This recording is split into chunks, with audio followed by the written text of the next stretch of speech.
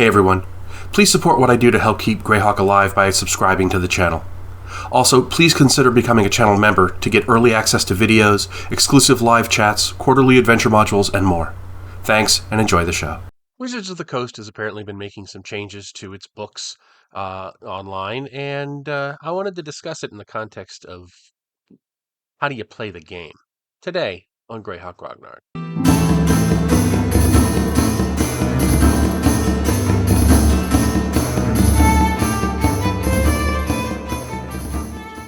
So this is going to be a sensitive topic for a lot of people, and I know it's going to irk a lot of people. What I have to say is gonna honk some people off, and I get that, and that's just how it is. But the news has broken in the last couple of days that Wizards of the Coast has been making stealth edits to their online books, which those of us who've been following the move from physical books to digital books saw this coming. That they're making changes for ideological reasons rather than gameplay reasons.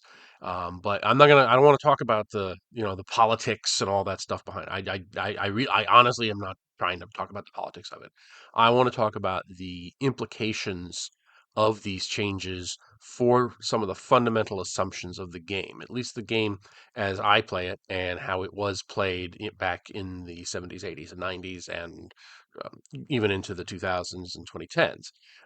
That there are certain things that the game assumes in order to be a game, and these changes kind of mess with or even eliminate those assumptions. And I want to that's what I want to focus on. So here's the changes.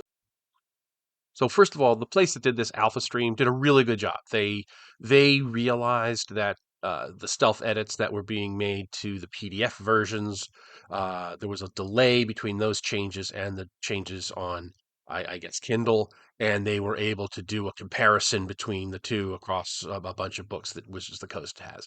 So they did a really great job. They got screenshots and all the thing. I'll put the link to the original article there, and I'm not going to go through the whole article. Others have done that. Eric Tenkar is going change by change through on his channel. So it's a lot of people are talking about this, but I got a very narrow thing I want to talk about. And okay, so this is what I want to show you. So first off, we have savagery and civilization. Apparently, they are removing the words savage and so forth and civilized and so forth, and they're replacing them with other words. And if you can look here. They change savage giants to brutal giants and savage raiders to merciless raiders and so forth. Then they also take out the word civilized. So dwarves and other civilized folk become dwarves and other folk.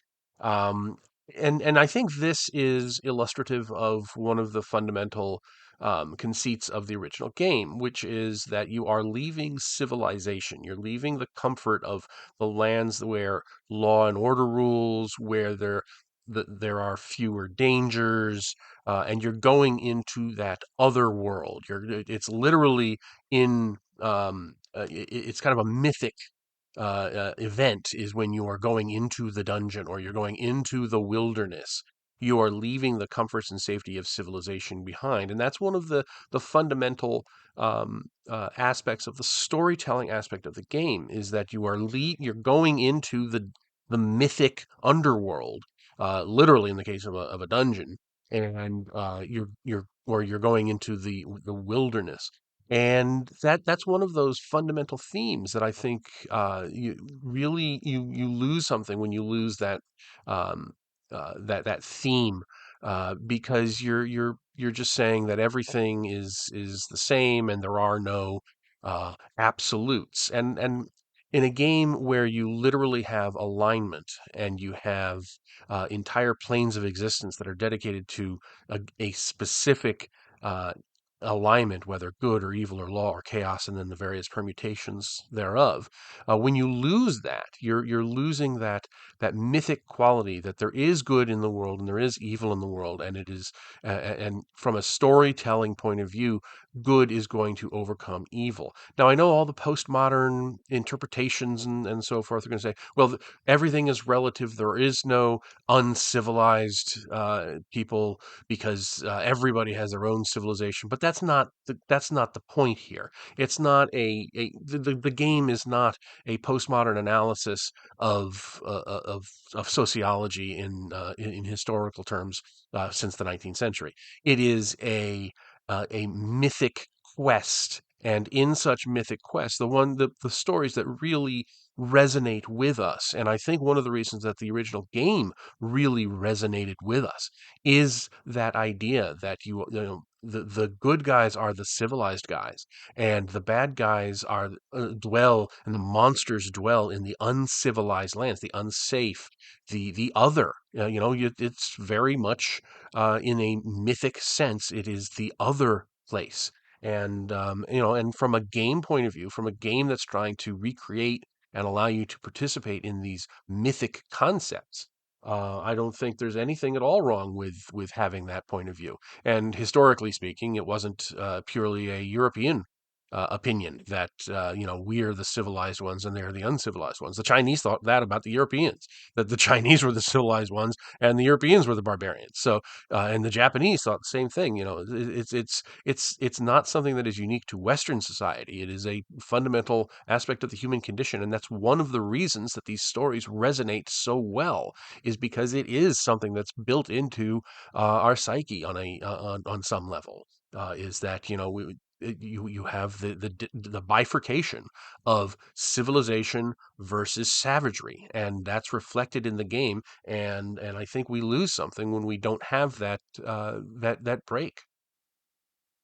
And in fact, I think you could even say that through the alignment system, where good is defined as the protection of the weak, the desire to make sure that the weak are protected, and the helpless and so forth, and aid is given to those who are in need. That is the definition of good in an objective moral sense.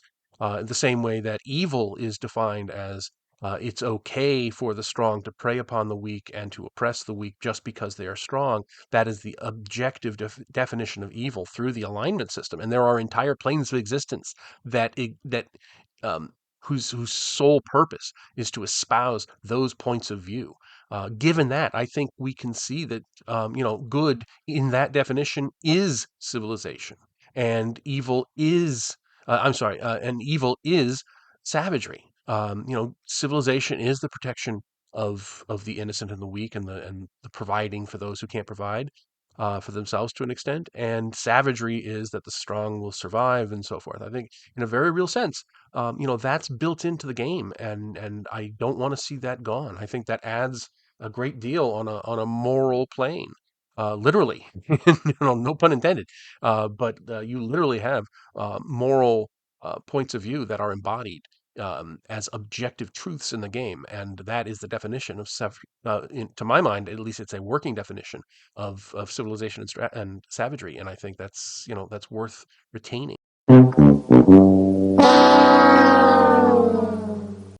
Now, here's another thing where they're changing madness and insanity and so forth, and they're literally getting rid of the terms. And this is where again, we're not talking in clinical terms. The game This is not a game of clinical analysis, and the rule book, the DSM-4 or the DSM-5 is not part of the rule set.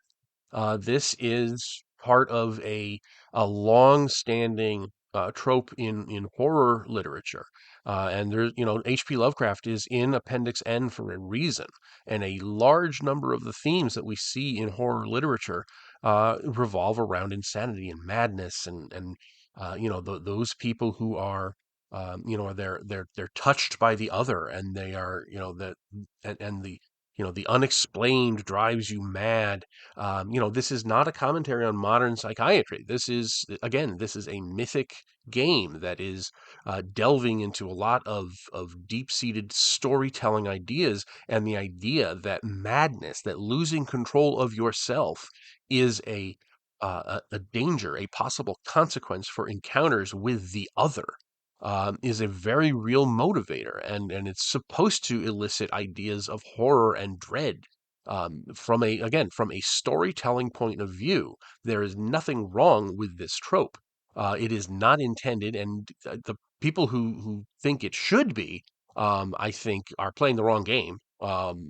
There can be plenty of games that want to if you want to treat mental illness in a serious clinical way.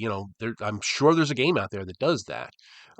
But from a mythic fantasy storytelling point of view, insanity is one of those things that goes back to the very to decades before the origin of the game in terms of storytelling. And again, I can't emphasize enough, this is not the real world. This is a game that deals with tropes, and tropes are by their very nature that way because they endure, because they have some reflection. It's a distorted reflection, but it is still a reflection of reality, and that lends them a certain amount of storytelling power. And by taking them away, you're taking away an opportunity to explore those mythic themes and to explore those realms of dread that you really want to have as part of the consequences for loss in the game. And I think by taking stuff out like this, you're missing a lot. And here we come to bioessentialism and racial purity and lesser beings and so forth. And this, from a storytelling point of view, is really where we get the idea that the villains need to be villainous. And imagine a world in which no game could have bad guys that espouse an idea of racial purity or the idea that they are a superior race.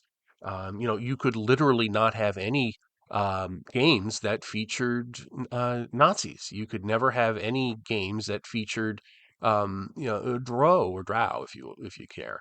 You the or beholders or anything like that. In fact, they literally change beholders to take that aspect out of them. If I scroll down, I think I remember seeing that. But it's the idea that you want to have bad guys and you want to allow them to be bad, and the way you show them as bad guys is to have them espousing these really awful ideas. And if you remove every reference to those awful ideas, you remove an enormous amount of motivation for the bad guys. I mean, look at the Scarlet Brotherhood in the world of Greyhawk. Their entire raison d'être is to have Sul supremacy over the entire world. They want to see the Sul people raised up, and they want to see all other humans put down, and they want to see demi-humans and humanoids enslaved and so forth. The whole idea that what makes them villains is the idea of this racial purity. And if you remove the very terms of racial purity out of the game, you remove the ability to define them as bad guys. Because just because a term which is awful appears in a rule book does not mean that the rule book is espousing that term. It is very possible and indeed necessary to have bad things in a game because you need something bad to fight against. And this idea that you're going to take out the idea, even as these lesser creatures, you can't have that anymore. A form that is a flaw in the racial purity of its kind. Beholders talking, yeah, there's the beholder thing. The idea that you can't have that in there removes an aspect of that villain to make them not villainous. And I think that is an enormous handicap, pardon the pun, when creating a villain. You want to have villains that are villainous, and you can't do that if the language of villainy is removed from the game. And here we have the same thing. When they're removing references to slavery, um, they're talking about Ifriti here and Tao and so forth. They remove references to slaves and they turn them into servants. Well, that necessarily removes a level of evil from Ifrit and from Tao. And from other creatures that are in the game are said to take slaves, and the same argument here applies, is that by removing that thing that makes them villainous, you make them less effective villains. That's not even to mention things like the Slave Lords modules, which I'm currently reviewing. If you take, what do you do in the world of Greyhawk if you can't mention slavery? You literally get rid of one of the most iconic villainous organizations in the entire game, the Slave Lords. And you can't remove that language of villainy, because as soon as you do that, you have less effective villains, less villainous villains. And you don't want that in a game. And again, this is a storytelling game. This is not a historical commentary on slavery over the centuries.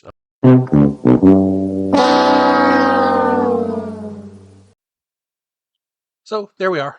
Again, I'm not going to debate, the specifics of the things. I'm not going to debate the politics and I don't want to have a big long thing in the comments about woke this and not woke that and yeah. This is specifically talking about this from a storytelling point of view. This is about the loss of language that helps you create effective villains. This is about the loss of theme that veers away from those mythic tropes that are universal to the human condition and that make the storytelling aspect of Dungeons and Dragons, and even the exploratory aspect of Dungeons and Dragons, meaningful. The quest from the known to the unknown, from civilization to savagery. Those are things that have been the themes of fiction going back to Homer and Gilgamesh. So this is not something new. This is not something that really needs to be tinkered with in a game that is designed to be one of heroic action in a mythic plane. So anyway, hope you enjoyed this one. Please try to keep the comments civil. I don't just want political bashing down there. I will be moderating comments with a heavy hand on this one just because of the subject matter. So anyway, hope you're having a great day. I will have a video out on Thanksgiving, so hope to see you then, and I will talk to y'all later. Thanks for watching today's video. Please remember to hit the like button and subscribe to the channel. Below you'll find links to my Patreon, which helps make these videos possible. You'll also find the web store where you can buy my books, and my blog where you'll find all sorts of free downloads and other articles. Thanks, and have a great day.